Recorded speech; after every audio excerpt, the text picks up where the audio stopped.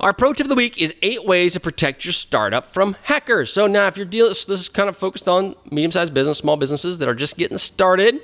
If you've just getting started and you don't know what to do and you're afraid of hackers and they're the evil, ugly hacker horde that's out there, you need to do some things, okay? There's some key things. And if you listen to this podcast on a weekly basis, a lot of these things are redundant, but sometimes I've learned is that as I listen to them in different ways, I learn new things.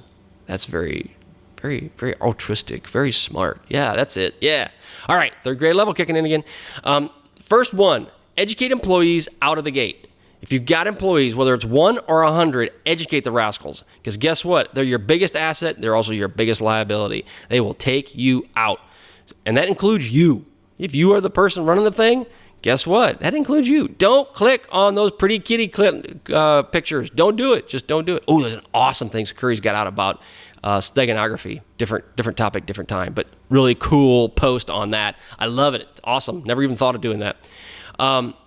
Anyway, sorry, I digress.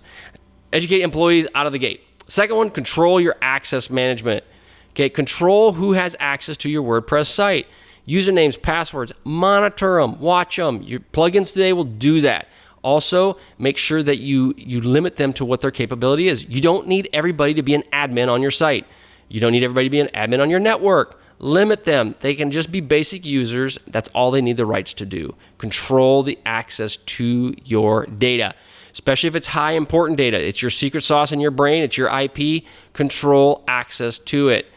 Do not just leave it open willy-nilly because they will burn you. They do. It's like kids. Kids, not saying that people are kids, but we're all kids when we were little. But adults, they act like children. They click on everything. Put control access in place. 2-factor all the way, baby. I talk about this all the time. Can't stress it enough. 2 factors all the way. Put that in place for especially areas that are high risk to you. Make sure you do it. There's plenty of options out there now that you can integrate 2-factor authentication into your network, into your WordPress site, whatever it may be. Use it. Don't shy away from it. It might be kind of scary at first. Once you play with it a few times, you go, oh, easy peasy, lemon squeezy. Okay? Mobile protection for your company phones. If you're using company phones, consider how you want to protect those. Now, iPhone's great phone. Great capability, and even some of the new Androids are awesome, have great capability built into them. Very secure from down to the board level, chip level. They're very good. However, us stupid humans make mistakes. And what do? Oh, don't text your password. Hey, I need the password to this account. Oh yeah, here it is. Okay, don't do that. Just don't do that. Turn off your Bluetooth and so forth. And I have a whole podcast or a pro tip of the week on mobile security. But big things there is don't text passwords. If you're gonna send someone an email that might be sensitive, get on the horn and call them. It's a whole lot easier and you're less chance of anything getting intercepted. But text messaging, dude, that's way out in the open. You're just flashing it to everybody. So try not to use it if you can. Avoid it. And if you feel like you have to use it for whatever reason, okay, don't text it on one. Say, hey, username is X and password is X. Okay, username, send it, which is really kind of stupid, but then send it and send the password in another text because maybe they won't get both. Maybe they'll just get one. I don't know, but just don't do it. Use password managers. I cannot stress this enough. Even if it's LastPass and even if it's in memory, which LastPass will fix that, I guarantee you. Use a password manager of any kind. 1Password, KeePass, not a big fan of KeePass, LastPass, and so forth. But use a password manager. And for your employees, make sure you teach them early. If you teach them early, then they will have this practice and they'll keep going on it. Encrypt and control access to your POO. Okay, I like the big technical terms. POO. Don't want to say anything that's offensive, so POO is a good one that's not really offensive because most people understand what it is and it's just kind of sounds pleasant.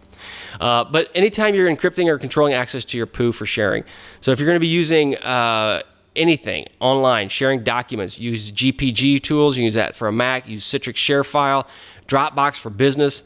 There's different ways to handle that depending on your business and what you want to do. But if you're sharing anything, don't just send it on email if you can avoid it.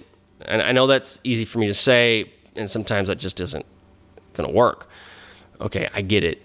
Try to avoid that if possible. Come up with a plan early before your business really gets going. And if you follow that process or that plan in the future, it'll be pretty much part of your whole lexicon. It'll be part of your whole business processes. So start that early, especially if you're just startup. Full disk encryption, just do it. Put it on your computer. It's not expensive. All of your stuff on there is full disk encryption, especially dealing with IP. The last thing you want to deal with is you have this great business plan, someone hacks into it, steals it, and goes and does it ahead of you.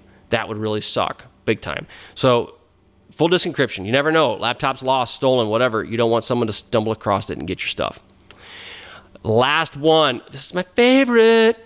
Okay, free Wi-Fi ain't free. See, I had my notes isn't, but I went with ain't.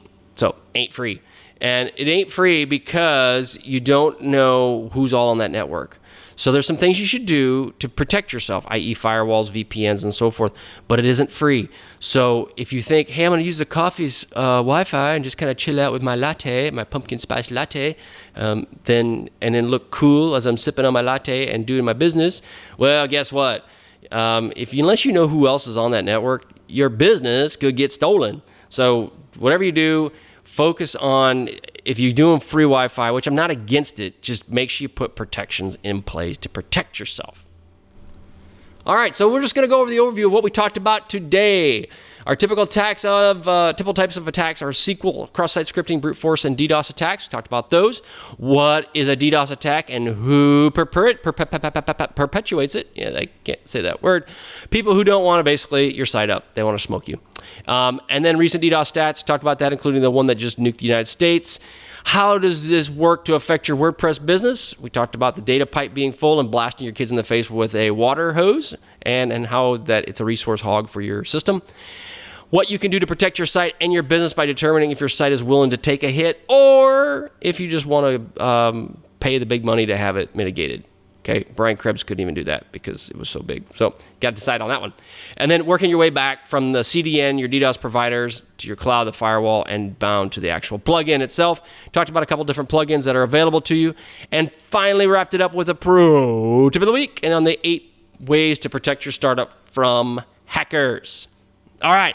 Hope you guys enjoyed this podcast. I did, as always, really enjoy talking to you all and hope you get value out of it. If you get value, please let me know. If you are a security person and need CPEs, this is a great resource. You just listen to it and you can sign it off for your CPEs, your continuing professional education credits. Also, if you want anything else, just get a hold of me. Check me out there. I've got stuff out on the site. Lots of free content for you all. And please don't hesitate to put a positive thing in the iTunes on my podcast. Already had some really great contents from guys out there. Really appreciate it. And we will talk to you later. So catch you on the flip side. See ya.